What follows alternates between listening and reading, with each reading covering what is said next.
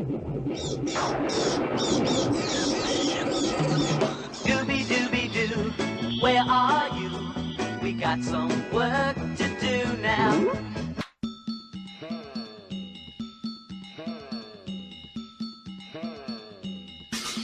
And this is a great season of your life where God is going to move and prosper you.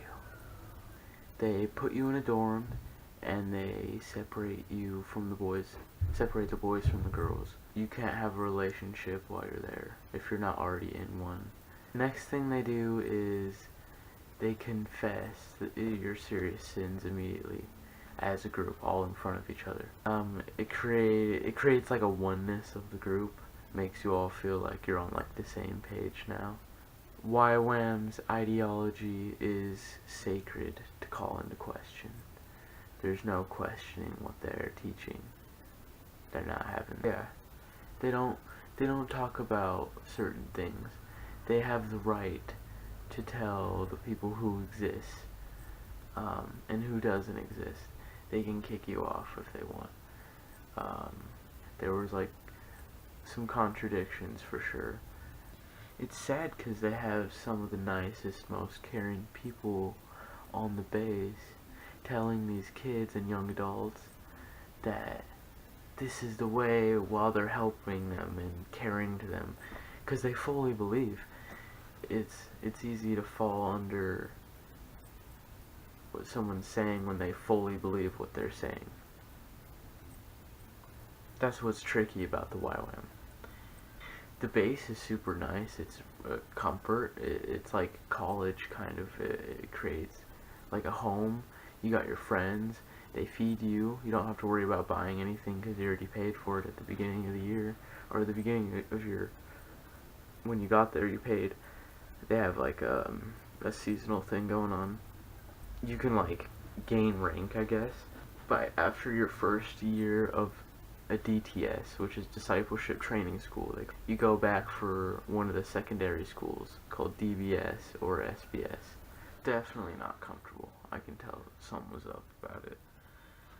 Something was up about it. And that there wouldn't be any people saved, nearly as many people saved, if it wasn't for YWAM. It's their job for the whole world to know about the Bible. It's like they don't even follow God. I bet most of them don't even pray every day. You're gonna hear stories, testimonies, literature on how God has done marvelous things through YWAM.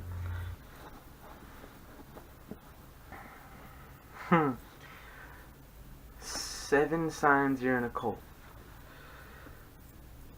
You're being separated from your family and being put into a specific place or region, not only from your family or from the environment you're used to living in. Once you're there, there's no questioning the ideology of what's going on around you.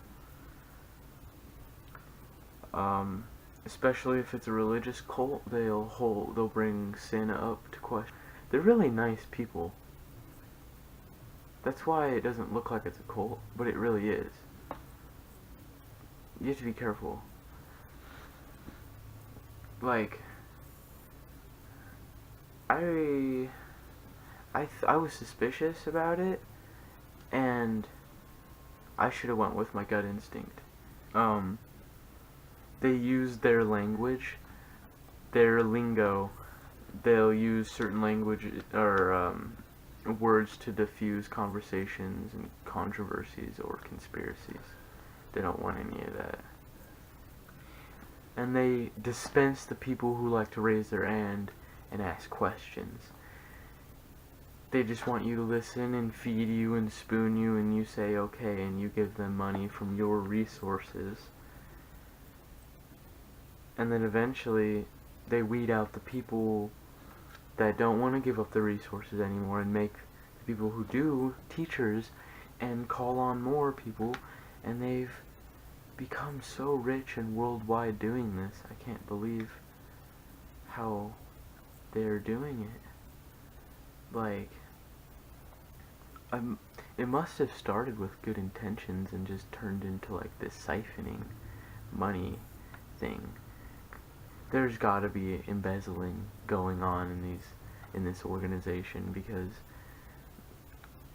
I gave them thousands of dollars and I didn't even go on outreach. Yeah, before. This is what happened. I'm in the school, I did 3 months, and then my passport never came.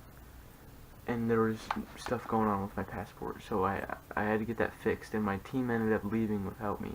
And so they left without me, and I'm there about 7 days. Well, they went to Nepal. And I'm thinking, God, do you want me to go to Nepal? My passport would have been here. I would totally be in Nepal right now if I was supposed to be in Nepal. There's no way. I've done my part. I'm more committed than anyone here. And I wasn't in Nepal. And then one day, my buddy from Egypt, Shine, was like, do you want to go down to the church? So I just went with him, and I never even went in. I started talking to this guy outside. I ended up talking to him the whole time, not even going into the church. I knew that God had me there talking to him for a reason. And while he's talking, I thought, damn, I think I should follow this guy. And we talked for about 2 more hours, and then by the time we're done, he's like, you want to get out of there? Follow me? It wasn't like he was feeling bad for me or anything. He actually, God had been putting on his mind go to a discipleship training school, because he thought he was going to be in the school. He's been on street ministry, like following God on the street for like 5 years. Really intense truth seeker, man. I've never seen anything like it. And I'm like, oh yeah, before I even leave any of the YWAM, I'm like, alright, well, you need a place to stay? I could show you the YWAM base. They'd really like a person like you. You're pretty real. You'd probably actually shake them a little bit. And he was like, yeah, dude, I'm down. So I brought him there, and it was getting pretty late at that point. It was probably like 10 or 10:30 at night. And I was like, could Jason stay here? I was actually talking to my uncle, because he is staff that works there, and my family is involved with YWAM for going back to my grandparents, so that's how I got involved with it too. But yeah, Ben, yeah, my uncle, he fucking, I'm asking him, hey, can Jason stay over here? I actually need to follow him. I feel like God's telling me I need to get some information out of this guy. I need to spend some more time with him. And I'm like, yeah, he needs a spot to stay. So ends up saying, no, you can't stay here, you have to leave. And so I'm like, alright, well, I have to go with him, because I know God's telling me to. And they're like, oh, well, no, God isn't telling you to. God's telling you to go to Nepal. You need to go to Nepal. You need to get your passport set up. The passport's already set up. It's actually supposed to be there in like a day or two. I've just been waiting for my passport. It's supposed to be there any fucking second. And it was pretty intense. We probably had an argument for about 2.5 hours. So it's like midnight now, and they're calling like more leaders in, because there's nothing they could say to us, because we were in the right. It's a cult.